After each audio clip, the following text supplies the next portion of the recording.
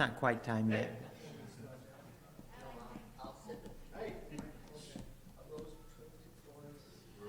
Well, good evening, everyone. Good evening, good evening, good evening. Just so you know, and spread the word, we're going to start, as of tonight, broadcasting Wednesday night Bible class for people. For some of our folks that can't get in. Tonight we are in 1 Corinthians chapter 9, verses 24 to 27. So if you want to open up there. So Paul's going to make an analogy. When he talks about running a race, what is he comparing that to? What would have been happening in that day and time that would make him think of athletics? Greek culture. The Greek races, the precursor to the Olympics. And I mean, they did races. Robert, somebody turn my volume down just a hair. They would talk about running races, fighting as a boxer, which, you know, they were big time into wrestling. They would also do competing for prizes. Turn me down just a little bit, I'm ringing Bobbert. But he said that there's some commonalities between both athletics and Christianity. The need for motivation, the need for self-discipline, and the need to exercise. So he talks about obtaining the prize. And the word just literally translated means to obtain, to apprehend, to grasp. And so he's gonna give you this idea of seizing the value that he's talking about here. And so as we do that, not seize it, but as we talk about it, is this? Hang on a second. Yeah. The practice that you have as well. I mean, when you look at it related to competition event. Yeah. Hang on just a second. Okay. Boy, I had some slides that were not from this. Last week's slides are mixed in with this week's slides. Good job. Yeah. Bob did the slides this week, so anyway, let's see if maybe we'll get back into it here in a second. He's going to have to go forward for his own sermon. I lied. I confess. It was Kayla.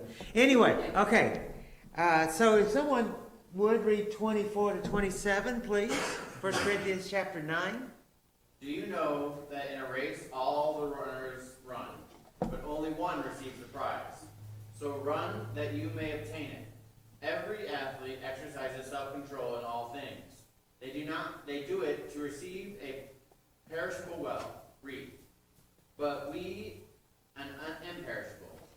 So I do not run aimlessly. I do not box as one beating the air, but I discipline by my body and keep it under control, lest after preaching to others, I myself should be disqualified. So I was telling somebody the other day, we were talking about the fact that when you start in basic training, at least when I was there and then when I was a drill sergeant, you started out, the very first thing you started doing is they would tell you, you run everywhere you go. You're not going to walk. And so we'd be dismissed from a class to go, even a water break, and you would run for the coolers, or you would run for the mess hall. And what was the point? Just to be mean? What were they doing? Getting ready for that 10-mile run tomorrow morning. Yeah, I mean, by doing that for the first couple of weeks, none of us could run 3, 4, 5 miles in a stretch, or very few could. But after a few weeks, we were all shocked by the distances we could start running because there was a purpose in how you built it up. And so by doing it little by little, it's the same thing. He says, I don't just swing my arms when I box. You know, I don't do it aimlessly because that's a waste of time. We had friends, I don't remember if you've been to them or not, but they were both blind and they worshiped with us in Griffin, Georgia. And they worked at a sheltered workshop.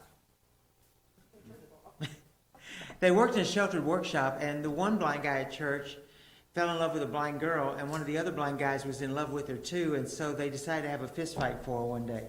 What? Two blind guys fighting over a blind girl. No, not blonde, that was you. And so, the other guy was like, do you know what a fight between two blind guys looks like? And I said, you don't either, you're blind too. He said they just swung and swung till the police got there and yelled at him. So anyway, just swinging in the air. They didn't hit anything. They didn't accomplish anything. If you're going to fight with somebody, if you're going to box, you got to hit what you're aiming at. And so that's what Paul's talking about in this. So first is the life of the athlete. Motivation is necessary. So let's think, what are a few of the motivators for us? To do what's right, Okay, so just to be moral, to do what's right. What else?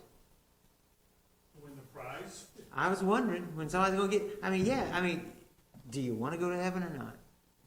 I mean, if you consider the alternative, I think you choose the right one. Yeah, we're trying to get to heaven. We're trying to win the prize. We're trying to be good people. That is our day-to-day motivator, to be good, godly examples to other people. And people in our community should see that. And the only way they see that is what? Rob? Combining Robert and Bob there. I'm not 100% sure if this was you, but in a sermon or a class at some point, we talked about the fact that that getting to heaven is the lowest level of what we should be aiming for. It should be, you're trying to get as many people to heaven with you as well, because I don't know. It's something about the fact that, like, as a young Christian, being feared of hell is an okay motivator, but as you age, it should be more about, trying to get other people saved and also getting yourself. I think it was that Mike guy that came and did the gospel meeting, teaching us how to evangelize. I think it was him, but that's correct. You start out with just, I don't want to go to hell. Then you move to, I want to go to heaven. And then Bob's right. Then you move to, I want to go to heaven, but I need to take some folks with me. I saw a hand. Okay, Mike? Those are all converts that he's speaking to, that had lived a lifestyle already that was contrary to God, basically. And to change their life around and to live a different life that, you didn't have all the weirdness and, in essence, strife, the chaos, the backbiting, those who had converted loved each other and they saw good. They didn't gossip or anything else like that. And that, it's in itself, is a good motivator also. It's just a change in lifestyle. Go ahead, Josh. Haven't been there. Kind of a transition to what you have on the slide. If what you said seems easy, and what you have there posted seems easy as for an athlete, then why do we struggle so much with it? I don't know. I didn't hear that last sentence. He said it sounds easy, it should be easy, but why do we struggle so much with it? I think one of the reasons is consistency. Because it is a struggle, because it's something that you have to put your mind to. You have to put your mind to being consistent in it. Now, what's the danger of not being consistent? Well, you fall away, but the danger is the people around you that have watched you be consistent. It only takes how many times? One time, and you've lost everything you've done with them. Hang on, just Bob, I got you. I heard a young lady at the chiropractor this afternoon, and she was like, I just got so mad at the people in front of me. But I was on a country road, and after I honked at them and was shaking my fist, they slowed down even more. But then I was afraid to pass them, afraid they'd chase me down and run me off the road because they were mad. And it's like, it's those little hiccups that can blow it for us. Even when we don't mean to. And you'd like to say, I'm human. And preachers love to say, I'm human, I'm allowed to get mad, I'm allowed to do. But the reality is, the rest of the world doesn't care about it. Because they think we put ourselves on a pedestal. And realistically, should we be looking at it as, I put myself on a pedestal? No, I'm just trying to do what's right. Okay, Bob? I was gonna say that first one is incredibly hard. Proper motivation. I mean, it's not like we see bad people going to hell. I mean, I don't know if Hitler's in hell or not. You know, like. Oh, that one's pretty easy. Well, But anyway. I'm saying, like, but the fact is, like, it's not like where's the line? You know, who's going to hell? Who's going to heaven? What? You know, we have I mean, we speak where the Bible speaks and silent where the Bible is silent. We have a pretty stringent path to get to heaven, and that would lead most of the people you talk to on a daily basis are going to hell. But to have that proper motivation, you know, is hard when you don't see anything. I mean, it's 100%. Your proper motivation is 100% faith. Ron and I, and then separately, Bruce and I were having a theological discussion last week about the idea of how do you know when someone is really repentant, and how do you know which sins are, even when they're repetitive, are enough to keep that person from not being in full grace, versus our sin, because mine's smaller than yours, or whatever. That's a hard concept. Especially church leaders, to say, well, what is okay and what's not okay, and what is forgiven and what's not forgiven, and how do we make that judgment call as earthly leaders that can't read your mind or your heart, you know? So that's a whole discussion for another day, not for tonight. But we is it hard to find your motivation when you're not about to win an award or prize? Obviously, in this reference, you know, he's talking about a wreath. It was just a wreath of leaves. It was dead in a few days, and yet they competed for it. It wasn't a gold medal. It wasn't worth anything, and so the comparison here is how much more valuable is what you're trying to achieve than just this little thing of leaves.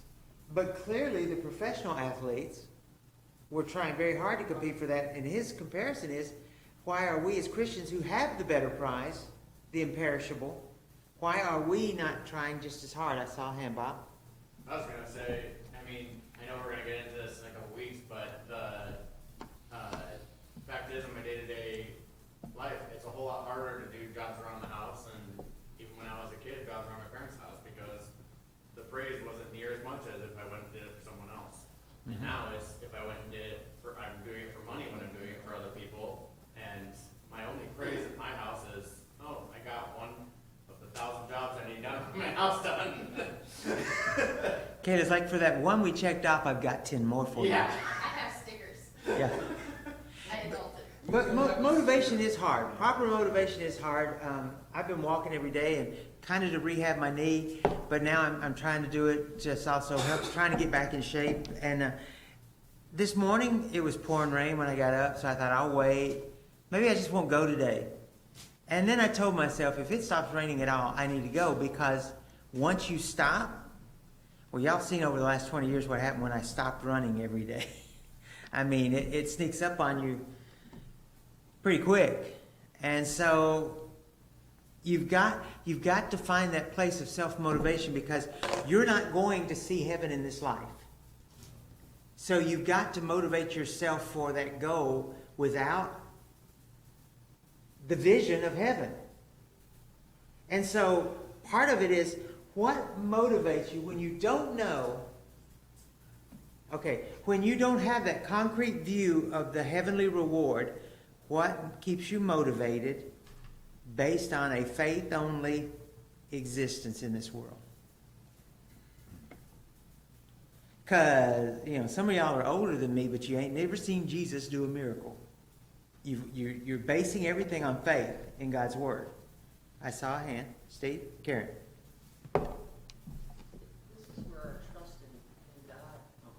We trust, He's giving these promises, and we trust that He is able to do these things. And that gets me Okay. Things are going bad, things are not. I fail, something happens, and I'm going, God said it's gonna happen, so I just trust him that that's gonna be what it is. How? Sometimes when you know, it tells us to motivate one another to love and good works. There's a reason why it tells us, because sometimes you need somebody to give you a little push. We definitely need somebody, especially for our singles. They need a friend, a brother or sister that they can count on. Hopefully you've got a spiritual relationship with your spouse. You can do that, but we all need, although we don't believe in confessors like the Catholic Church maybe, but we all do need spiritual confessors, people we trust enough that we can talk to about a weakness, about a fear, about something we did, and ask them to pray with us. But it needs to be somebody that won't judge you for it. Over the years, Bruce and I, have been so close, and we have talked to each other about errant thoughts, things we've said, things we've done, lost our temper, said something we shouldn't have said. And the thing is, we don't judge each other for it. We strengthen each other and say, so what are you going to do about it? What do you do next time? How do you avoid that? And we all need somebody that you can do that with.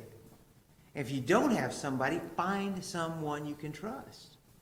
And somebody that will keep your secret. Because you don't want to trust that person and then find out they've told everybody they know. And because that can destroy you quicker than it will destroy them. So, proper motivation is necessary. Different motives can make a big difference. Can we... Oh, I spelled that right. Can we have different motivators for different behaviors in our Christian walk? Okay, for example. Because y'all just think that's the answer I want. So, different motivators for me, I look at the family aspect, I look at my wife. But if I'm dealing with something personal that I feel ashamed to talk to her about, I have Tyler that I can go and talk to. A person that's not even in the same state, but just a phone call away. Different aspects, different motivators. And then I even have aspects of sports or school and all these other attributes that can be different motivators for different things that are going on. That's one of the things for the confessor, y'all know I have issues with depression and PTSD. I know Josh has some depression sometimes. So when I'm down, I need somebody to lift me up. So it may not always be the same person because you might be down here too, and it's like, well, we're not going to help each other. We're just going to go further down that slope. So we need somebody that recognizes when we are down. I was talking to my brother Monday, I think it was Monday, and he and I were talking, and it got around to the fact that how we both would always, because we're both elders, Dad was an elder preacher, and we both got to mentioning how we would call Dad Monday or Tuesday and talk about church every week. And so what was the end result of that conversation? We're both sitting there bawling, about how much we missed him. But that's because he was such a good motivator for us. Because I could call Dad and I could be mad, and Dad would just say, mad at a person or mad at a thing. And Dad would say, well, he loved to always say, we're supposed to be fishers of men, not keepers of the aquarium. It's like, I hate that saying. But he would say, keep doing what you're doing. You can't let one thing be a roadblock. I don't know how many times I've quit on a Monday morning. I'm just saying. No. But we all come away sometimes angry or upset or disappointed. And so we need that motivation to keep going, even though, so some days your motivation is heaven. Some days your motivation is because you want to be helpful to others. Some days your motivation is, I just want to get through and be a good example for my children. Whatever. You've got to look for different motivations. And sometimes the same action is going to require a different motivation.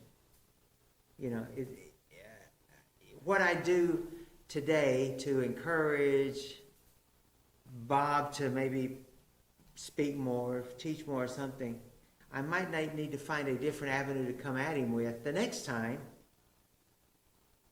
because it's not going to work this time, you know. I mean, like Sydney, see, I asked Sydney to preach, then I asked him a second time, and both times he said, I'm not going to ever do it again. And then he slipped and told me he had another sermon written. Now I got him blackmailed. So, so we look for these different motivations. But the biggest one is that imperishable crown. We're looking for what we're going to get in the end. Someone turn over to, well, let's reread verse 25 there. Paul talks about it, and it's that olive wreath that we were mentioning a minute ago. Somebody read that part. And everyone who competes in the game exercises self-control in all things. Then they do not receive a perishable gift, but an imperishable. So if you can work hard for that little leaf crown, you can surely work hard for heaven. And that's what motivated Paul. Who would like to read 2 Timothy 4, 7, and 8? You would, Bob? Okay, go. No. What? I know you had a comment. Go ahead. That's a terrible thing. I mean, okay. I understand what Paul's saying. That you're doing it for this leaf of crown, that's all. But really, that's not what they're doing it for. There's a whole lot of praise and pride and glory that comes with that. Oh, crown. yeah. Yeah, there's a lot of notoriety for it coming with it. So to just say, you do it for that ring of leaves, why wouldn't you do it for this? I mean, It's short-selling that, you're yes. really short-selling that. Yes. Because, I mean, again, it goes back to, I can list 1,000 other verses in the New Testament that say, you know, it's not about piling up your glories on earth, and there's the guy who built 2 new grain sheds and got taken that night. I mean, there's a ton of things that go against it, but just saying, you're doing it for a crown, why would you do it for this? That's a huge short sell. Yeah. Because there's immediate, lots of things that come with that, I mean, if it was a slave, they're free. I mean, there's a lot of things that came with that were not, it's not just a crown. But he's still, even short-selling it, the point still is our Much greater reward, yes. I get it. When but- you weigh out the two, no matter how much praise they got, and yet, you know, later Olympics, that little wreath of olive leaves was made of solid gold. I mean, you know, there was some reward there. And like you say, freedom or all the, but it still doesn't add up to what we get. And so Paul's just doing a comparison because of where they lived in Corinth. They were, you know, an easy 3 or 4 days walk, 2 days horse ride, 30 miles or so. They knew what was happening in the games there and in the competitions, and of course the Greeks, they were huge on from the time they were little, training to be warriors. Your sons trained to fight, and they wrestled, and they learned to sword fight, and that was just a very big part of their culture when he's doing this comparison. Okay, who's got 2 Timothy 4, 7, and 8? I have fought the good fight. I have finished the race. I have kept the faith. Henceforth there is laid up for me the crown of righteousness, which the Lord, the righteous judge, will award to me on that day, and not only to me, but also to all who have loved his appearing. Fought the good fight, finished the race. I don't know if y'all had to do this, Steve, but to graduate when I went through in the modern Army, you know, we didn't have muzzle loaders anymore. So we had to do a full pack combat march, and it was a 20-mile hike, 2 days. And so and that's a 80-pound to 100-pound field load. And so as you're going, the first day's motivation was not that if you fail, you're going to fail basic and have to start over again. And the first day's motivation was not, it's only 16 more miles. No. The first day's motivation was, we're going to stop in about an hour and have some chow. And then the second motivation was, we're going to stop in a couple hours and sleep. You know, and there'll be medics there to check your feet and stuff. And then the next morning it was like, you know, it's only this far till lunch. And then it's only this far, and you've passed it, and next week you graduate if you pass it. So the motivation had to change each time. And so it's the same for us. As Christians, the motivations change with our maturity level. Not our age, our maturity level. So he also, You know, Jeff, go ahead.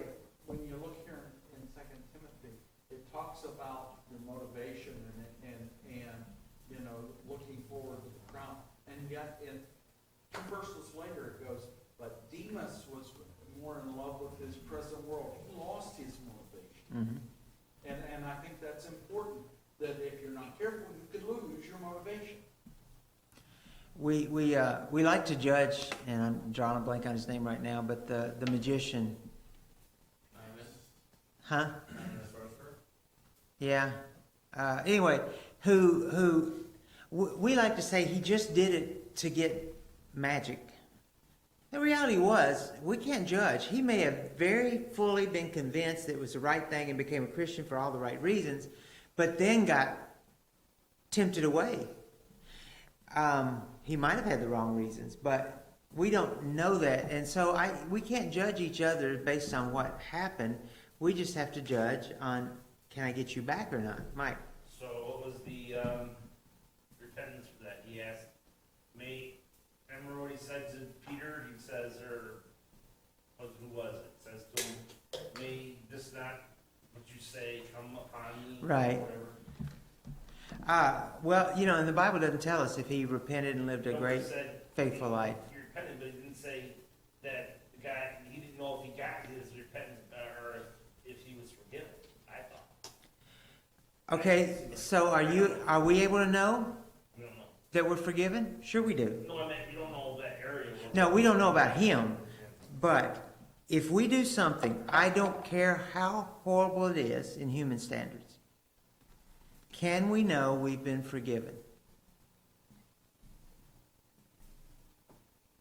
If you can't answer that, you're in trouble. Can we know? LaKenda, can you know you've been forgiven?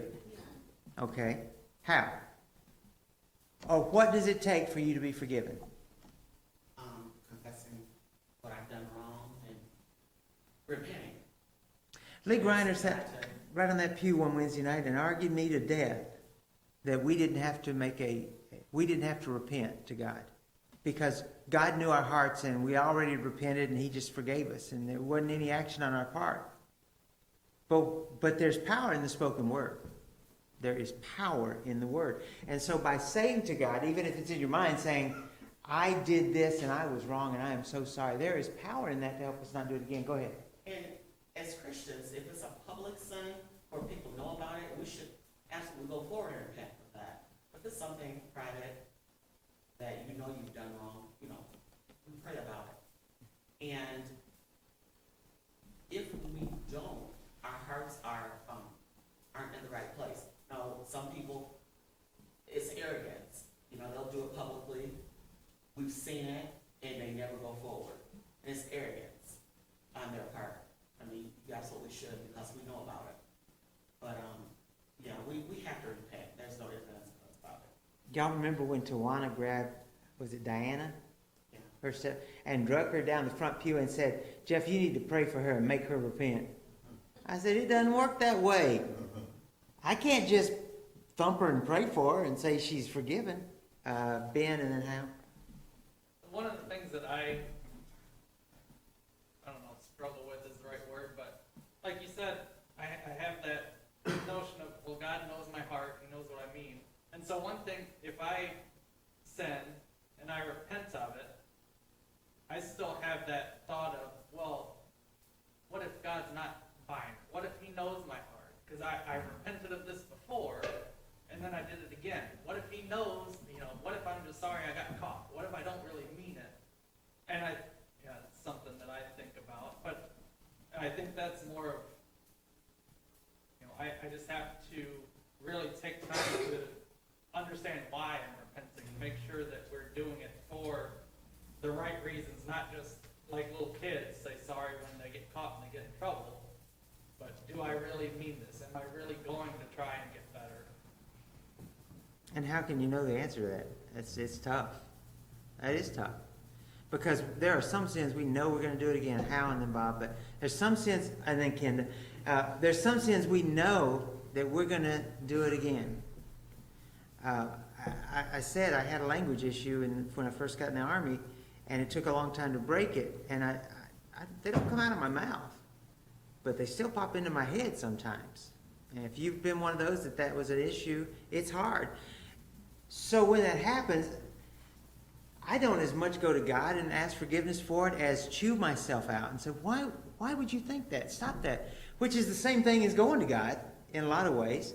Because what I'm doing is saying, God help me. I can't keep doing this. Because I said Sunday in the sermon, I think, if it starts coming into here, it's going to work its way out here again. So we have to stop it. Hal, Bob, Kenda, Jeff. The Sit down. thing I would like to say is think about this, right? You have to know that you're forgiven, because think about it in relationship to your kids. If your kids don't realize that they can get past and be forgiven, you will never get past that. And if you don't get there with God, you'll never get past that. You've hit a barrier that you can't get over. Maybe next week, Bob, we should show that Numa video #1 about the forgiveness, the little kid and the ball. That might be a good one to show because, yeah, if you don't set the example of knowing you're forgiven, yeah, Bob. I think we should watch the one about chasing the cart. The one where he says I'm running after him and Okay, realized- I don't remember that one. But It's what you just said earlier. I ran after him until I realized this guy can have a gun. I've been chasing him. oh, Favorite video. Anyways, the thing I was gonna say is every single one of us have sinned and fallen short of the glory of God. Every single one of us has a reoccurring sin. What my reoccurring sin is now is not the same it was when I was 15. It's not the same thing when I first got baptized. And as you go through ages, so it does not matter if you're 90 or if you're 15, the devil is coming after you and you have something that is a reoccurring problem.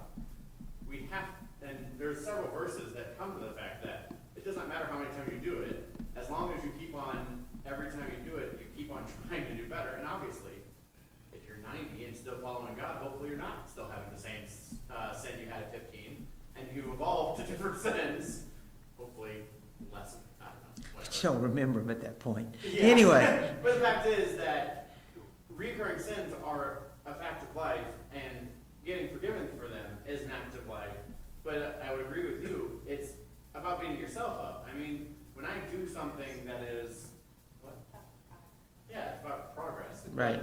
If you just say, please forgive me, God, and turn around and do it again, that's not progress. If you actually are getting to a point where it's like, have that guilt and try to get over it and beat yourself up about it, I think that is, part of that progress. Now, should you have guilt that's weighing you down so much that you aren't able to, talk to anybody or do anything? No, but you do need to have a progress through that, because you're never going to be on this planet without some kind of recurring sin. I'm sorry. Think about your children when they learn to walk.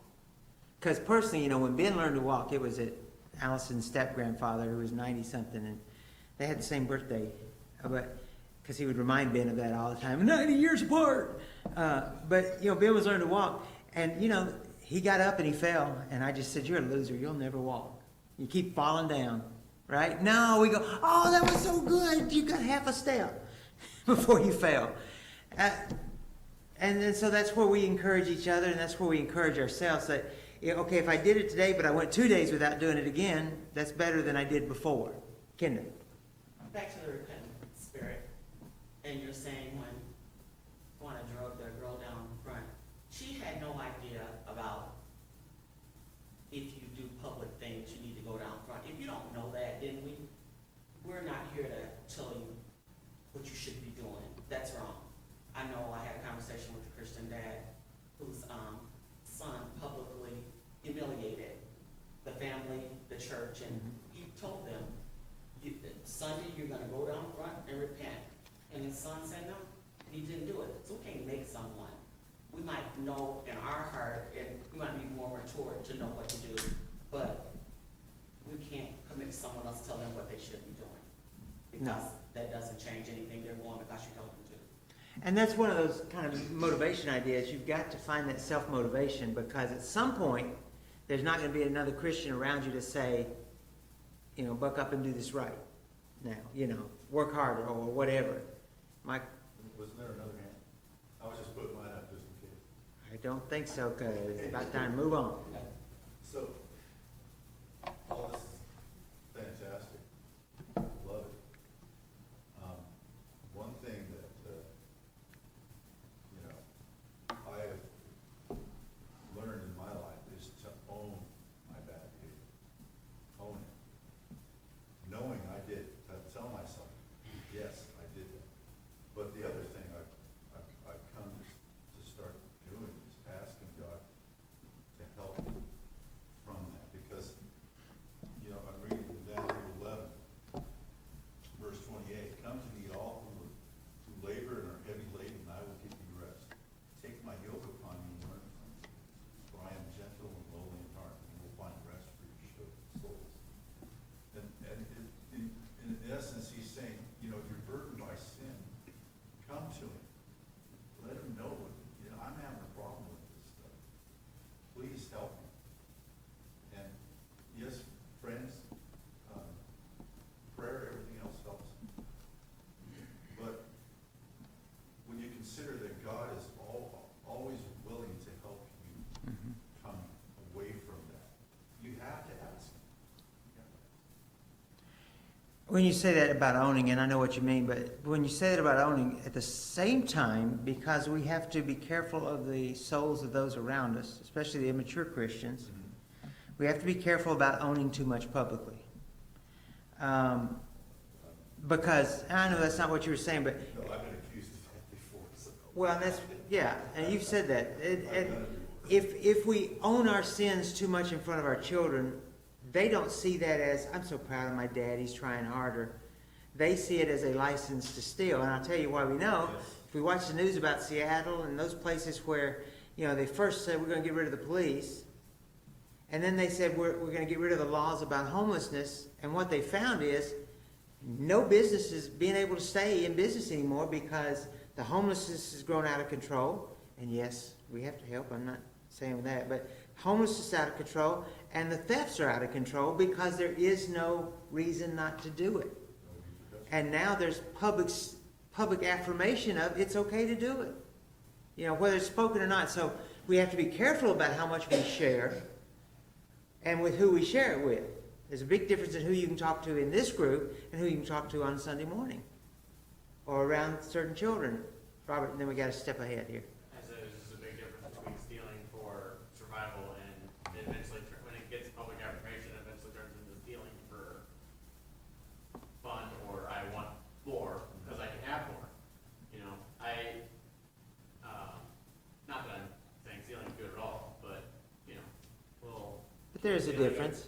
stealing an apple from a market because he's about to start it up is a huge difference from stealing a TV because there's a storm going on. So. I love the news this last week that one of the oldest Starbucks in the country out there is closing because they said the homeless sit and watch in the window, and when somebody gets a food order and goes and sits down, they just walk in, take it off the table, and walk out. And the employees are not allowed to do anything about it. They just have to sit back. But they don't give the person a free one back. So I've come into your store and I have no protection. So they said, nobody's coming in anymore. Nobody's buying anything here. All right, so successful athletes are temperate in all things. And what does that mean, temperate? Self-control. Self-control. Patient. Patient. Sober. If you are an athlete, you can, they encourage carbo loading the day of or before a race. You know, I mean, you eat spaghetti till it comes out your ears, things like that.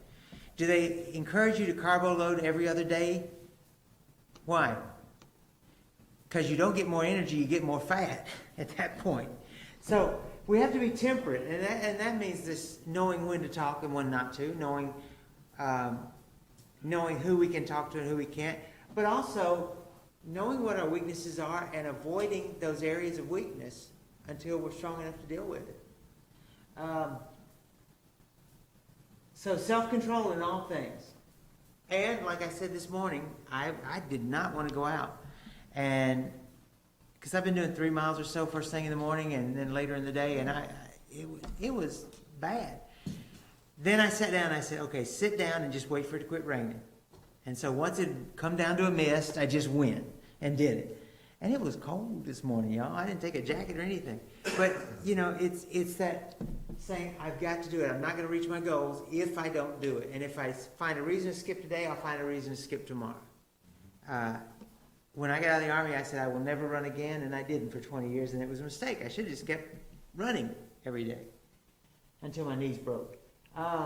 Okay, so in the life of a Christian, self-control is just as necessary as it is for an athlete.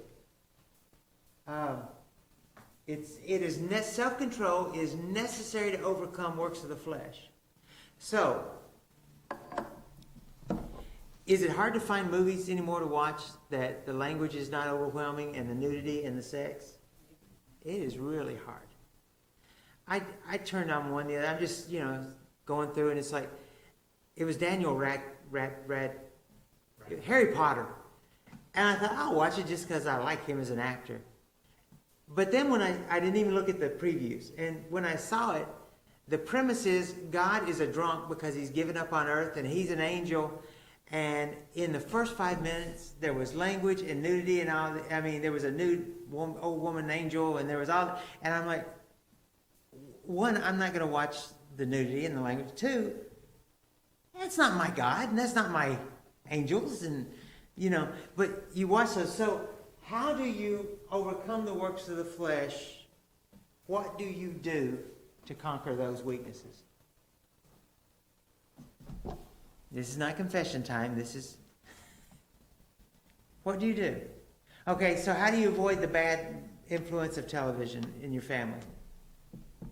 You don't have to watch it. I know bettered my life by only turning the TV on weekends, and because I just have noise all day long, working with noise, and it just got to me. I couldn't focus. So it was wonderful. Then, my bill went up, and I haven't had TV probably in 2 months. And I don't miss it because I have a phone, and I can go on there and look. And people are just losing their minds when I tell them I haven't had TV. People I talk to, what? And I said, I don't miss it, but I'm going to have it eventually because, I keep getting this free offer so I can come and download stuff for you for nothing every month. So that's pretty good. But avoid that stuff. You can easily avoid it. When people tell me they get tired of TV, and I'm like, well, you like me, don't watch it. You don't have to watch new stuff. Alice and I have gone to the old black and white movies, and we watch Adam 12 every night before we go to bed, one episode, because I fall asleep halfway through the second one and it makes her mad. So one episode of Adam 12. But I know the language is not going to be bad in that show. And I know that. I don't need to watch the latest movie download. And I especially, and then I listen for other people's recommendations. Bob, you had I was something? actually gonna say the same thing. I wasn't gonna go black and white, but people make fun of me because I watch the same 6 TV series over and over again, and they're like, I'm lucky they're 15, 7, 8, 10 seasons, so it takes you a long time to get through them anyways. But I don't care that I can pretty much say all the words to them. It's a lot better. I can quote word for word all the old World War II movies. I really can. Well, and it also, Not literally. if I know something has gone on for 3 or 4 seasons, there's enough of a one way or another to know I should watch that or I shouldn't watch it. Mm-hmm. And